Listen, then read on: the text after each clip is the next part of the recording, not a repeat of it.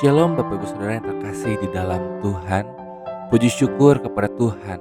Hari ini kita boleh kembali bersama datang kepadanya, berdiam di bawah kakinya, dan mendengarkan Dia berbicara. Mari saudara, sebelum kita mendengar firman-Nya, kita bersatu hati, kita berdoa. Allah Bapa yang bertahta di dalam kerajaan surga, hari ini kami sungguh mengucap syukur karena kami masih diberikan kesempatan untuk boleh datang kepadamu dan untuk mendengarkan Engkau berbicara. Kami mohon kiranya Allah Roh Kudus boleh menolong kami untuk boleh mengerti, menerima, dan menghidupi kebenaran firman Tuhan yang akan Kau sampaikan kepada kami hari ini. Terima kasih ya Tuhan, hanya di dalam nama Tuhan Yesus kami berdoa. Amin. Saudara, renungan kita hari ini terambil dari Bilangan 8 ayat 5-6 yang berbunyi demikian. Tuhan berfirman kepada Musa, ambillah orang-orang Lewi dari tengah-tengah orang Israel dan tahirkanlah mereka. Demikian jauh bacaan firman Tuhan kita hari ini. Saudara, ada satu hal yang menarik di dalam hidup ini, yaitu tidak ada satu hal pun yang bisa tetap bersih selamanya. Rumah yang baru dibersihkan akan kembali berdebu. Pakaian yang sudah dicuci akan kembali kotor. Bahkan tubuh kita sendiri harus dibersihkan setiap hari. Pada akhirnya kita sadar bahwa kebersihan itu bukanlah sesuatu yang cukup dilakukan sekali, tapi harus dilakukan terus-menerus. Dan firman Tuhan hari ini menunjukkan hal yang sama terjadi dalam hidup rohani kita. Dalam Bilangan 8, Tuhan memerintahkan Musa untuk mentahirkan orang-orang Lewi sebelum mereka melayani. Artinya saudara, bahkan orang-orang yang dipanggil untuk melayani Tuhan sekalipun, mereka tetap membutuhkan penyucian. Mereka bukan orang-orang yang otomatis suci hanya karena mereka bekerja di tempat yang kudus. Mereka tetap manusia biasa, masih punya kelemahan, masih punya dosa, masih bisa jatuh. Dan ini mengajarkan satu kebenaran yang sering kali kita lupa saudara, bahwa hati manusia juga tidak bisa tetap bersih. Kita hidup di dunia yang penuh godaan, penuh luka, penuh distraksi. Maka dari itu ada saatnya kita tergoda untuk marah, ada saatnya kita tergoda untuk iri hati, ada saatnya kita lelah dan mulai kehilangan kasih. Ada saatnya kita mulai jauh dari Tuhan, bahkan tanpa kita sadari. Kalau diibaratkan saudara, dosa itu seperti debu, gak perlu diundang, tapi selalu datang dengan sendirinya.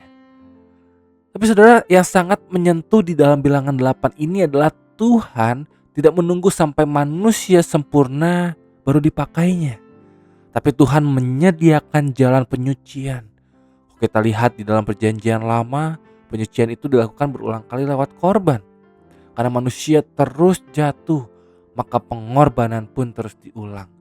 Seolah-olah Tuhan sedang berkata, kamu butuh dibersihkan lagi, dan aku menyediakan jalan itu. Dan yang lebih menarik lagi, kalau kita lihat lebih jauh di dalam Alkitab, semua itu sebenarnya sedang menunjuk kepada satu pribadi saudara, yaitu pribadi Yesus Kristus.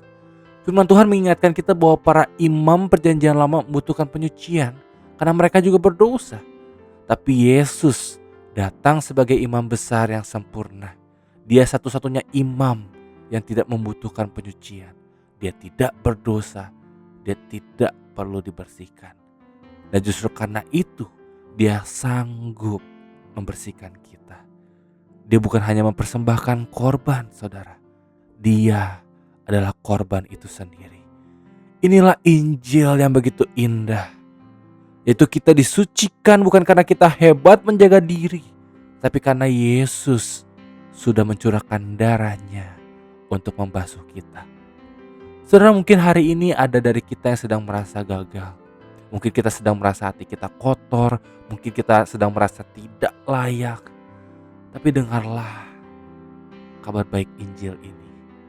Yesus adalah imam besar yang sempurna, dan dia tidak pernah lelah menyucikan orang-orang yang datang kepadanya. Maka dari itu janganlah menjauh, tetapi teruslah datang kepadanya. Karena justru orang yang sadar dirinya kotor Dialah yang paling mengerti betapa berharganya anugerah itu. Amin. Mari kita berdoa. Ya Tuhan, kami mengucap syukur untuk firman-Mu hari ini. Terima kasih karena Engkau mengingatkan kami bahwa kami adalah manusia yang lemah, yang hati dan hidupnya mudah kotor oleh dosa, oleh luka, oleh godaan dunia. Tapi hari ini kami bersyukur karena kasih karuniamu tidak pernah habis dan darahmu terus sanggup membasuh serta menyucikan kami. Tuhan ampuni kami jikalau selama ini kami sering merasa tidak layak sehingga kami memilih menjauh daripadamu. Ampuni kami kalau kami lebih percaya pada kekuatan diri sendiri daripada bersandar kepada kasih-Mu. Hari ini kami mau datang kembali kepadamu, membawa segala kegagalan kami, membawa segala dosa kami, membawa segala pergumulan kami, untuk boleh Kau basuh. Terima kasih ya Tuhan, karena Engkau adalah imam besar yang sempurna, yang tidak pernah lelah menerima kami. Kami menyerahkan hari-hari hidup kami ke dalam tangan-Mu, pimpin kami berjalan dalam kekudusan, dan ajari kami untuk terus hidup dalam kasih karunia-Mu setiap hari. Terima kasih ya Tuhan. Inilah doa, ucapan syukur dan permohonan kami yang kami panjatkan hanya di dalam nama Yesus Kristus, satu-satunya Tuhan dan Juru Selamat kami.